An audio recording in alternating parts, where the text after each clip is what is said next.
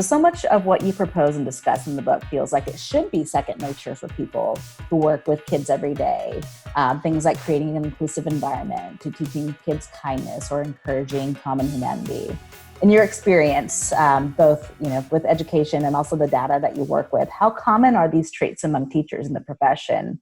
And why are these lessons still needed for teachers to learn in 2020? These traits are incredibly common in teachers. I think that you are right. It is second nature to approach with kindness, to support with gratitude, to rethink how students are experiencing school, whether it's belonging, inclusion, love, value.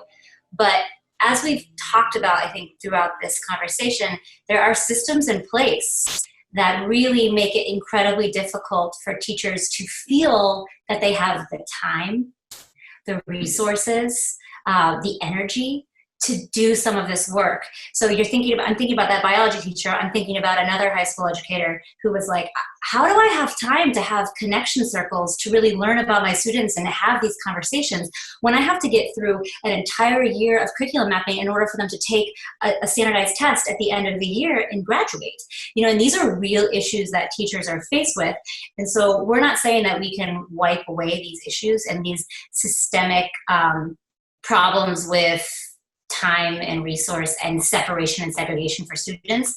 But it is a time for us to reimagine, to start to think about it. And we have a couple of stories in a chapter around what happens when one person in a school district decides to take that leap and really push back against those systems and really dive into what they came to the profession with in the first place. And we find again and again and again that they have radical changes on their classrooms, on their schools, and on their districts.